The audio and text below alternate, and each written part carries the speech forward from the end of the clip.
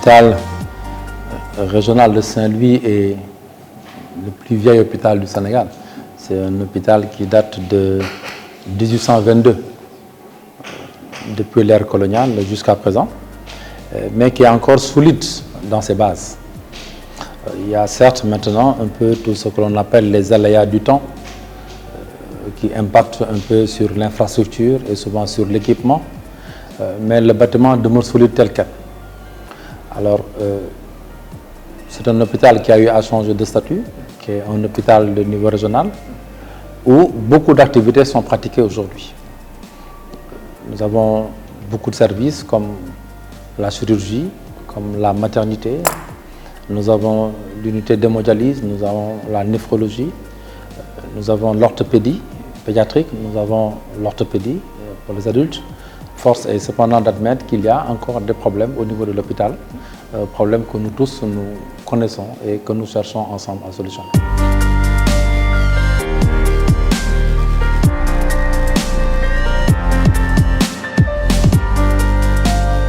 Le climat social est aujourd'hui stable par la grâce de Dieu. Nous discutons régulièrement avec les partenaires sociaux que je remercie.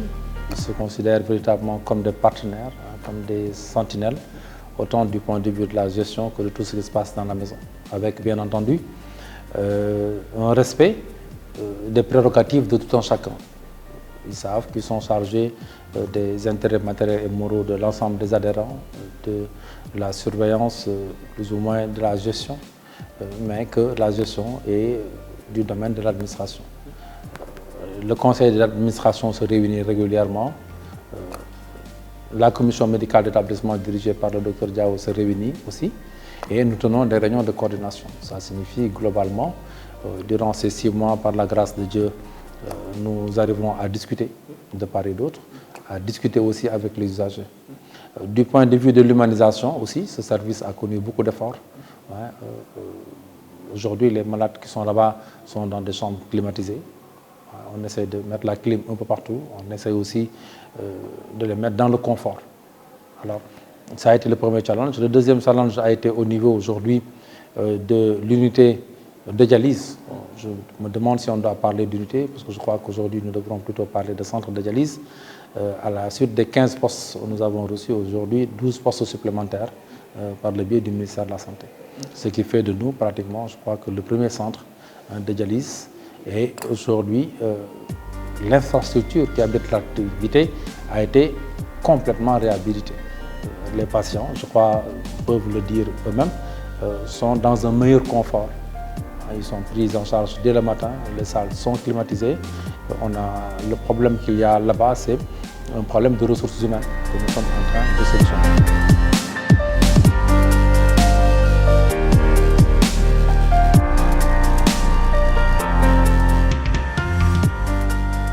Souvent, les gens l'oublient. Les tarifs au niveau des hôpitaux sont des tarifs encadrés par un arrêté interministériel. Ce n'est pas seulement le ministère de la Santé, c'est le ministère de la Santé et le ministère du Commerce. Nous oscillons entre le plancher et le plafond.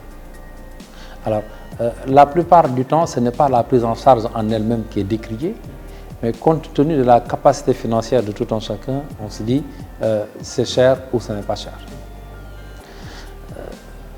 Si nous faisons l'étude des coûts, les tarifs sont en deçà des coûts. Il n'en demeure pas moins. Aujourd'hui, le budget du service social est passé de 6 millions à 20 millions.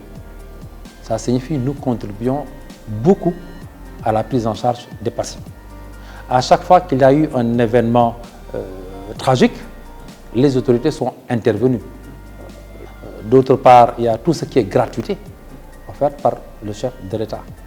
Aujourd'hui, la césarienne est là, la dialyse est là, les enfants de 0 à 5 ans, tout cela est pris en charge.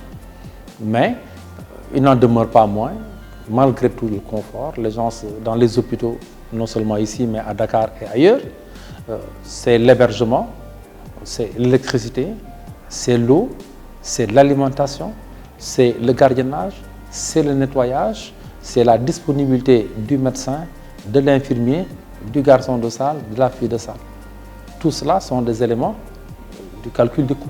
C'est pourquoi je dis encore que à la vérité, les coûts sont largement au-delà des tarifs.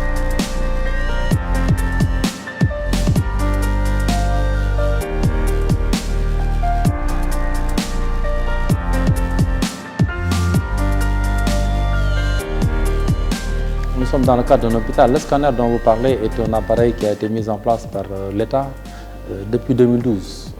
Le scanner a 7 ans. Le scanner, au bas mot, coûte 300 millions, sans compter les aménagements. Alors, la zone où nous sommes sur l'île, c'est une zone très humide. Vous voyez, et chaque 2 ans, chaque 3 ans, on est obligé de changer beaucoup d'appareils. Les clims et tout connaissent beaucoup de problèmes. Alors, l'humidité en tant que telle pose déjà problème par rapport aux appareils. L'appareil a connu une panne. Nous avons été alertés le mercredi. Nous avons pris les dispositions nécessaires. Et jeudi, quand il s'est agi au niveau des plateformes, des réseaux sociaux, de parler du scanner, nous sommes nous-mêmes intervenus pour leur dire que dès le vendredi, les équipes techniques répareraient l'appareil. Par la grâce de Dieu, dès le vendredi, à la limite, ils ont réparé l'appareil qui est fonctionnel. Donc aujourd'hui, les promesses qu'il a eu à faire jusqu'à ce jour ont été entièrement tenues. Nous continuons avec la DIEM parce qu'au niveau du laboratoire, de par le passé, il y a eu des pannes. Nous sommes dans la politique de dédoublement des appareils et le ministère de la Santé n'a pas été aussi en reste. Aujourd'hui, il y a certains services comme la néonatologie que nous avons complètement réhabilités, mais que nous n'avons pas encore équipés. Alors que ceci a un impact parce que les prématurés doivent être pris en charge à ce niveau. Quand nous en avons dit mot à M. le ministre, immédiatement, nous avons la promesse ferme que l'une des salles va être entièrement équipée. Et dans le cadre du partenariat, notamment avec Horizon Sahel, la deuxième salle de néonat va être occupée. Ça signifie, d'ici le mois prochain, en principe, nous allons avoir un nouveau service de néonatologie, vraiment équipé pour la prise en charge de tous ces enfants. Donc notre action, ce n'est pas une action de tout faire tout de suite. Nous n'en avons pas les moyens. Nous allons progressivement faire la réhabilitation et humaniser les services les uns à côté.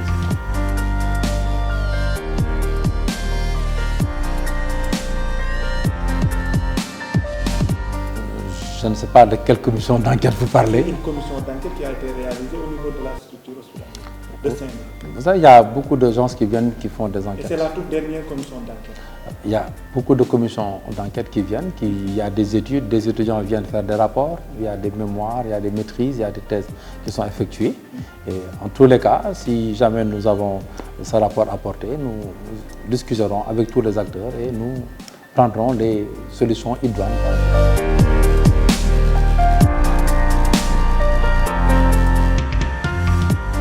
Mais aujourd'hui, la cuisine fonctionne. Autant les patients que les agents de la garde sont alimentés. Alors, dans un hôpital tel quel, tout peut être mieux fait. Tout peut être mieux fait. Alors, autant au niveau de l'alimentation, autant au niveau de la literie, autant au niveau du bloc, autant à d'autres niveaux, des efforts doivent être faits.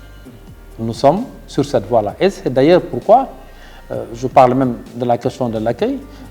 Pas plus tard que mardi, beaucoup d'acteurs et de personnalités civiles de Saint-Louis sont venus me rencontrer. Nous avons discuté avec eux de 15h à 19h. Nous avons pensé en revue beaucoup de choses. Les représentants des usagers aussi au niveau du conseil d'administration jouent aussi leur rôle. Donc c'est pour dire qu'il y a des sentinelles pour que tout cela puisse marcher.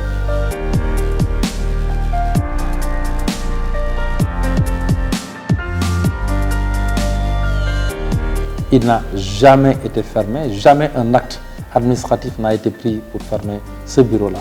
Jamais. L'activité a toujours existé. Quand il s'est agi aujourd'hui de procéder à la réhabilitation du service des urgences, nous avons délogé l'activité. Les usagers ont continué à être reçus au niveau de l'hôpital. Le directeur reçoit les usagers. j'ai instruit mes services à recevoir tout usager qui le désirerait. Donc, c'est l'activité qui avait changé de place parce que cette salle-là, on devait prioritairement l'orienter à autre chose. Maintenant que l'activité est terminée en tant que telle, mais leur bureau a rejoint ses locaux, avec maintenant le personnel que nous y avons mis.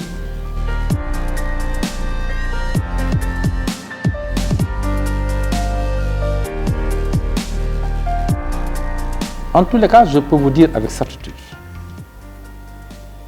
qu'au niveau de l'hôpital, nous n'avons de problème avec personne. Nous ne saurions même avoir de problème avec personne. Nous sommes venus dans un cadre déterminé, en tant qu'agent de l'État, pour mettre en œuvre la politique de santé définie par le chef de l'État et pour laquelle nous avons reçu lettre de mission de M. le ministre de la Santé. Nous sommes sous la double tutelle du ministère de la Santé et du ministère de l'Économie et des Finances. Nous avons un conseil d'administration au siège des administrateurs. Il doit y avoir, à mon sens, une certaine éthique à ce niveau-là. Les administrateurs ont aujourd'hui l'espace où ils peuvent s'exprimer librement. Je n'ai pas le droit et je ne me permettrai jamais de répondre à un administrateur sur la base de preuves par commune renommée. Il paraîtrait, on a dit, ou ceci ou cela. Je ne crois pas devoir pouvoir descendre à ce niveau-là. Je ne rentrerai pas dans ces polémiques-là. Je me contenterai, à chaque fois que de fausses rumeurs seront mises sur la place publique, de faire montrer ou de montrer qu'effectivement, voilà où se trouve la vérité. Quel que soit, c'est un hôpital que tout le monde a qualifié d'hôpital conflictuel, mais pour le moment, à ce que je puisse voir, il y a un effort collectif qui est en train d'être fait par l'ensemble des travailleurs, toutes catégories confondues et la direction. Nous avons des objectifs communs que nous tentons d'atteindre. Peut-être maintenant, d'autres voudraient que les conflits puissent continuer à prospérer pour des intéressés que nous ne connaissons pas.